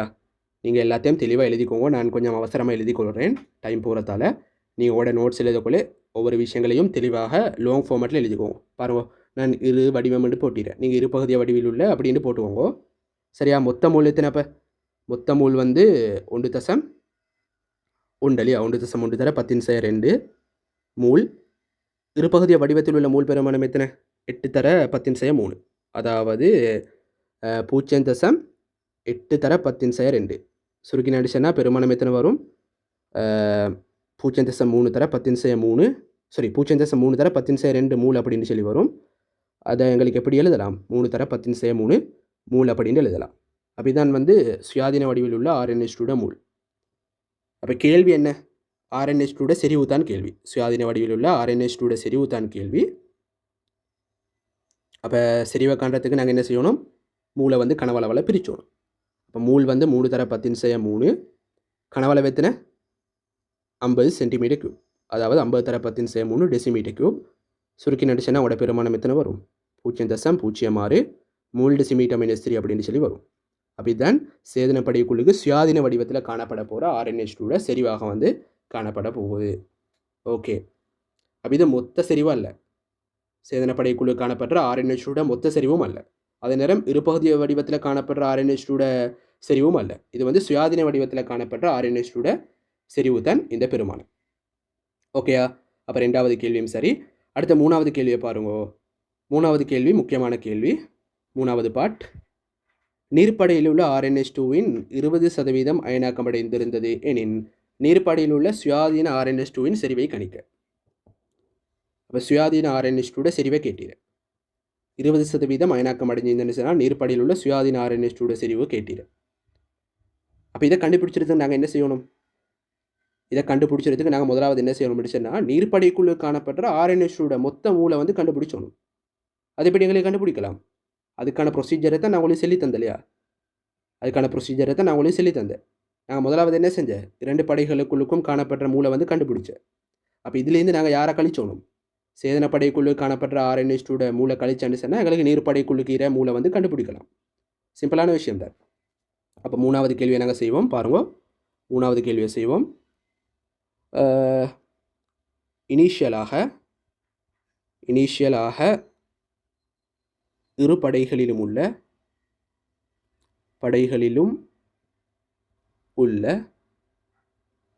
RnH2 மொத்த மூல் சமன், RnH2 டோட்டல் மூல் சமன் எத்தனை வந்து பாருங்க, பெருமானம் 1.6 தர 10/2 வந்து 1.6 தர 10/2 மூல் அப்படின்னு சொல்லி வந்த. அடுத்தது வந்து சேதனப்படையில் உள்ள RnH2 மொத்த மூல் எத்தனை வந்து, டோட்டல் மூல் எத்தனை வந்து, சேதனப்படையில் உள்ள RnH2 மொத்த மூல் எத்தனை வந்து எத்தனை வந்து 1.1 தர 10/2 இல்லையா, 1.1 தர 10/2 அப்படின்னு சொல்லி வந்த. அப்போ இந்த ரெண்டுக்கும் இடையிலான வித்தியாசம் யாரை தரப்போகுது, நீர்ப்படையில் உள்ள RnH2 மொத்த மூலை வந்து தரப்போகுது. நீர்ப்படையில் உள்ள RnH2 மொத்த மூலை வந்து தரப்போகுது, டோட்டல் மூலை வந்து தரப்போகுது. யார் தரப்போகுது, இந்த ரெண்டுக்கும் இடையிலான வித்தியாசம். அப்போ 1.6 தர 10/2 மைனஸ் 1.1 தர 10/2 மூல் சமன் பெருமானம் எத்தனை வரும், 0.5 தர 10/2 வரும். நான் அதை 5 தர 10/3 போடுறேன். அப்படிதான் நீர்ப்படைக்குள்ளே காணப்படுற RnH2 மொத்த மூல். ஆனால் கேள்வி என்னன்னு சொன்னால், நீர்ப்படையில் காணப்படுற சுயாதீன RnH2 செறிவு தான் கேள்வி. அப்போ சுயாதீன RnH2 செறிவு தேவைன்னு சொன்னால் நாங்கள் அயனாக்கமடைகிற அளவை வந்து அதுலேருந்து கழிச்சோணும் இல்லையா, மொத்தத்துலேருந்து அந்த அயனாக்கமடைகிற மூல் பெருமானத்தை கழிச்சோணும். அப்போ அடுத்து நாங்கள் யாரை கண்டுபிடிச்சோணும், அயனாக்கமடைகிற RnH2 மூலை வந்து கண்டுபிடிச்சோணும். அயனாக்கமடையும் RnH2 மூல் சமன், அயனாக்கமடையும் RnH2 மூல் சமன் எத்தனை வரும், உங்களுக்கு அயனாக்கமடைகிற சதவீதம் தந்தீர் இல்லையா, அதாவது 100 மூல் இருந்துச்சுன்னா 20 மூல் வந்து அயனாக்கம் அடைகிறான். அப்போ 5 தர 10/3 மூல் இருந்துச்சுன்னா எத்தனை மூல் வந்து அயனாக்கம் அடையும், அதுதான் கேள்வி. சுருக்கி நடிச்சுன்னா உடைய பெருமானம் வந்து 1 தர 10/3 அப்படின்னு சொல்லி வரும். அப்படிதான் அயனாக்கம் அடைகிற மூல். அப்போ அயனாக்கம் அடைகிற மூல் தெரியும் என்று சொன்னால் எங்களுக்கு என்ன செய்யலாம், நீர்ப்படையில் எஞ்சியுள்ள சுயாதீன RnH2 மூலை வந்து காணலாம். நீர்ப்படையில் எஞ்சிய சுயாதீன RnH2 மூல் சமன், RnH2 மூல் சமன் மொத்தம் மைனஸ், மொத்தம் எத்தனை 5 தர 10/3 மொத்தம் மைனஸ் அயனாக்கமடைகிற மூலளவு. இதுதான் அயனாக்கமடைகிற மூலளவு. சுருக்கி நடிச்சுன்னா உடைய பெருமானம் எத்தனை வரும், 4 தர 10/3 மூல் அப்படின்னு சொல்லி வரும். 4 தர 10/3 மூல் அப்படின்னு சொல்லி வரும். இதுதான் வந்து நீர்ப்படையில் எஞ்சி காணப்படுற RnH2 சுயாதீன மூலளவு. சரியா, சுயாதீனமாக காணப்படுற RnH2 மூலளவு தான் 4 தர 10/3. கேள்வி என்னன்னு சொன்னால், மூல் அல்ல, சுயாதீனமாக காணப்படுற RnH2 செறிவு தான் கேள்வி. அப்போ நாங்கள் என்ன செய்யணும், செறிவை காண்றதுக்கு மூலின் கீழ் கனவளவுன்ற சமன்பாட்டை பிரயோகிச்சோணும். மூல் வந்து 4 தர 10/3, கனவளவு 50 cm3, எனவே 50 தர 10/3 dm3 சொல்லி வரும். சுருக்கி நடிச்சுன்னா பெருமானம் எத்தனை வரும், சுருக்கி நடிச்சுன்னா உடைய பெருமானம் எத்தனை வரும், 4/50 இல்லையா, 0.02 மூல் dm -3 அப்படின்னு சொல்லி வரும். சரியா பாருங்க, சரியாண்டு பாருங்க ஒரு தரக்கா இல்லை இல்லையா, இருங்க பார்க்க. எங்களுக்கு என்ன செய்யலாம், மேலே கீழே 2ஆல் பெருக்கலாம். அப்போ 8 கீழ் 100ன்னு சொல்லி வரும். அப்போ 0.08 மூல் dm -3 அப்படின்னு சொல்லி வரும். சரிதானே. அப்போ நாங்கள் 3வது கேள்வியும் செஞ்சாச்சு. அடுத்து 4வது கேள்வியை பார்ப்போம். பாருங்க, 4வது கேள்வியை பி பார்ட்டில் 4வது கேள்வி. நான் இதை காப்பி பண்ணி கீழே பேஸ்ட் பண்ணிக்கொள்வேன், இல்லாட்டி நான் மேலே வந்து கொண்டிருக்கணும். ஓகே, இதானே என்னோட 4வது கேள்வி. வெப்பநிலை T2ல் நீருக்கும் சேதன கரைப்பானுக்கும் இடையே RnH2 பங்கீட்டு குணகத்தை கணிக்க. சிம்பிளான விஷயம்தான். KD சமன், இப்போ நீருக்கும் சேதனப்படைக்கும் அப்படின்னு தானே கேட்டீர. அப்போ நாங்கள் நீருக்குள்ளே காணப்படுற RnH2 செறிவைத்தான் ப்ரையோரிட்டைஸ் பண்ணணும். அப்படி தான் நம்மளோட கோவை. நாங்கள் முதலாவது என்ன கோவையை பயன்படுத்தினோம் அதே கோவை தான் இந்த இடத்துல வரப்போகுது. சிம்பிள். அப்போ நாங்கள் இப்போ பெருமானங்களை வந்து பிரதியீடு செய்வோம். அப்போ நீர்ப்படையில் உள்ள RnH2 செறிவு எத்தனை, இந்த இடத்துல சின்ன பிழை ஒன்று இருக்குது. நான் கனவளவுக்கு 50 சென்டிமீட்டர் கியூப் போட்டுட்டேன். அது பிழையா. நீர்ப்படையிட கனவளவு 25 சென்டிமீட்டர் கியூப். நான் அந்த பழைய யாஃபகத்தில் 50 போட்டுட்டேன். 25 சென்டிமீட்டர் கியூப் தான் இந்த இடத்துல வரணும். அப்போ 25 சென்டிமீட்டர் கியூப் வந்துச்சுன்னா இந்த பெருமானம் அரைவாசியாக மாறும் இல்லையா. அப்போ அரைவாசியாக மாறினாச்சுன்னா எத்தனை உங்களோட பெருமானம் வரும்? 0. அரைவாசியாக இல்லை, இதில் டபுள் மடங்காக மாறும். அப்போ இதில் டபுள் மடங்காக மாறினா பெருமானம் எத்தனை வர? 0.16 3 டெசிமீட்டர் -3 அப்படின்னு சொல்லி வரும். அப்போ இதுதான் செறிவுக்குரிய பெருமானமே. 0.8 வராது, 0.08 வராது. பெருமானம் எத்தனை வரப்போகிற? 0.16 3 டெசிமீட்டர் -3 தான் வரப்போகுது. இந்த கனவளவை நான் பிள்ளையாக போட்டுட்டேன், அதை கொஞ்சம் மாற்றிக்கோங்க. கனவளவு 25 சென்டிமீட்டர் கியூப். சுருக்கி நடிச்சேன்னா பெருமானம், செறிவுக்குரிய பெருமானம் 0.16 3 டெசிமீட்டர் -3 அப்படின்னு சொல்லி வரும். ஓகே, அந்த விஷயம் சரிதானே. இப்போ நாங்கள் 4வது கேள்வியை தான் பார்த்து கொண்டிருக்கிறேன். அப்போ கேடிக்குரிய பெருமானத்தை கண்டுபிடிச்சோணும். அப்போ நீங்கள் என்ன சொல்லுங்க பார்க்க, நீரில் கரைந்து காணப்படுற RnH2 அந்த சுயாதீனமான RnH2 செறிவு எத்தனை? அதான் நாங்கள் மேலே கண்டுபிடிச்சோம் இல்லையா. 0.16 3 டெசிமீட்டர் -3. இதுதான் நீர்க்கரைசலில் சுயாதீனமாக காணப்படுற RnH2 செறிவு. கீழ் சேதனப்படியில் காணப்படுற RnH2 செறிவு எத்தனை? அதையும் நாங்கள் கண்டுபிடிச்சோம் இல்லையா. பாருங்கள், 0.06. சேதனப்படியில் காணப்படுற சுயாதீன RnH2 செறிவையும் நாங்கள் கண்டுபிடிச்ச 0.06 3 டெசிமீட்டர் -3. சுருக்கி நடிச்சனா உட பெருமானம் எத்தனை வரும்? 16/6.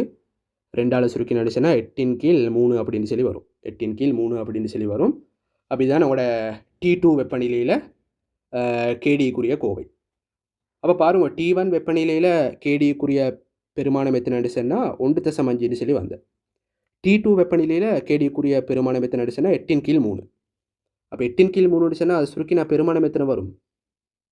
கிட்டத்தட்ட 2.66 அப்படின்னு சொல்லி வரும். பாருங்கள், வெப்பநிலை கூடக்குள்ளே கேடியுடைய பெருமானம் வந்து கூடிடு இல்லையா. கேடியுடைய பெருமானம் வந்து கூடிகிற. ஓகே, அப்போ நாங்கள் 4வது கேள்வியும் செஞ்சாச்சு. வெப்பநிலை T2வில் நீருக்கும் சேதன கரைப்பானுக்கும் இடையே RnH2 பங்கீட்டு குணகத்தை கண்டுபிடிச்சாச்சு. சின்ன விஷயம் ஒன்று தான். அப்போ கட்டாயம் யாபகம் வச்சுக்கோங்க, பங்கீட்டு குணக கண்டுபிடிச்சோணுமென்று சொன்னால் நீங்கள் ஒவ்வொரு படையிலையும் சுயாதீனமாக காணப்படுற கரையத்திட செறிவைத்தான் வந்து நீங்கள் போடணும். சரியா?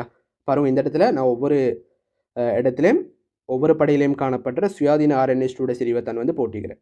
ஓகே தானே? ஓகே, அப்போ நாங்கள் 4வது கேள்வியும் செஞ்சாச்சு. அடுத்த 5வது கேள்வியை பாருங்க. கடைசி கேள்வி, சேதனப்படையால் RnH2 பிரித்தெடுப்பதற்கு எந்த வெப்பநிலை சிறப்பானது என குறிப்பிடுக அப்படின்னு சொல்கிறேன். அப்போ பாருங்க, இந்த இடத்துல எந்த வெப்பநிலை சிறப்பானதுன்னு தானே கேட்டீர. சேதனப்படையால் RnH2 பிரித்தெடுக்கிறதுக்கு எந்த வெப்பநிலை சிறப்பானதுன்னு கேட்டீர. இப்போ பாருங்கள், இந்த இடத்துல இந்த T2 வெப்பநிலையை பாருங்க. T2 வெப்பநிலையில் நாங்கள் 10 மூல் RnH2 பயன்படுத்தி நடிச்சுன்னா அதில் 3 மூல் தன் வந்து சேதனப்படைக்குள்ளே போக போகுது. சரியா? 10 மூல் RnH2 பயன்படுத்தி நடிச்சுன்னா அதில் 3 மூல் தன் வந்து சேதனப்படைக்குள்ளே போகும். மற்ற 8 மூலும் நீருக்குள்ளே தான் காணப்படுறேன். அப்போ அந்த பிரித்தெடுக்கப்பட்ட அளவு வந்து குறவு. ஆனால் T1 வெப்பநிலையை பொறுத்த மட்டும் அதில் வந்து அந்த கேடிக்குரிய பெருமானம் வந்து 3/2. அதாவது நாங்கள் அதை இன்னும் சிம்பிளிஃபை பண்ண நினச்சுன்னா 6/4 சொல்லி வரும். அதாவது நாங்கள் 10 மூலை பயன்படுத்துகிற சந்தர்ப்பத்தில் அதில் 4 மூல் வந்து சேதனப்படைக்குள்ளே போக போகுது. அப்போ இந்த இடத்துல ஒரே அளவு மூளை பயன்படுத்தக்குள்ளே யாருக்குள்ளுக்கு கூடுதலான மூல், அந்த சேதனப்படைக்குள்ளுக்கு எந்த வெப்பநிலையில் கூடுதலான மூல் போகிறேன் பாருங்கள். பார்க்க T1 வெப்பநிலையில் 10 மூல் கரையத்தை பயன்படுத்தக்குள்ளே அதில் 4 மூல் வந்து சேதனப்படைக்குள்ளே போகிறேன். ஆனால் T2 வெப்பநிலையில் நாங்கள் 10 மூலை பயன்படுத்தக்குள்ளே இடத்துல 10 11 வருமே 11 வரும். அப்போ 11 பயன்படுத்தக்குள்ளே அதில் 3 மூல் தன் வந்து சேதனப்படைக்குள்ளே போகிறேன். அப்போ அந்த சேதனப்படைக்குள்ளே போகிற அந்த அளவு வந்து எந்த வெப்பநிலையில் கூட? T1 வெப்பநிலையில் தான் கூட. அப்போ பொருத்தமான வெப்பநிலை என்ன? T1 தான் பொருத்தமான வெப்பநிலை. இதை குழம்பிக்கொள்ளாமல் விளைவிக்கோங்க. சரியா? கேள்வியில் என்ன கேட்டீங்கன்னு சொன்னால், சேதனப்படையினால் RnH2 பிரித்தெடுப்பதற்கு எந்த வெப்பநிலை சிறப்பானதுன்னு கேட்டீங்க. அப்போ சேதனப்படையால் RnH2 பிரித்தெடுக்கணும்னு சொன்னால் சேதனப்படைக்குழுக்கு கூடுதலான RnH2 மூல் வந்து டிரான்ஸ்ஃபர் ஆகணும். அதுதான் பொருத்தமான வெப்பநிலை. அப்போ இந்த இடத்துல சேதனப்படைக்குழுக்கு கூடுதலான மூல் டிரான்ஸ்ஃபர் ஆகிற வெப்பநிலை என்ன பாருங்க. T2 வெப்பநிலையில் 11 மூல் ஈக்குள்ளே அதில் 3 மூல் தான் சேதனப்படைக்குள்ளே போகிறேன். ஆனால் T1 வெப்பநிலையில் 10 மூல் ஈக்குள்ளே அதில் 4 போகிறேன். அப்போ இப்படத்தில் எதிர பெருமானம் கூட, இந்த பெருமானம் தான் கூட இல்லையா? 10 ஈக்கக்குள்ளே 4 T1 வெப்பநிலையில் போகுது. ஆனால் T2 வெப்பநிலையில் 11 ஈக்கக்குள்ளேயே 3 தான் போகிறோம் இல்லையா? பாருங்க, டோட்டலும் கூட ஆனால் போகிற அளவு குறவு. T1 வெப்பநிலையை பாருங்க, டோட்டல் குறவு ஆனால் போகிற அளவு வந்து கூட. அப்போ எந்த வெப்பநிலையில் கூடுதலான மூல் வந்து சேதனப்படிக்குள்ளே போகும்? T1 வெப்பநிலை. அப்போ அதுதான் பொருத்தமான வெப்பநிலை. சரியா? அப்போ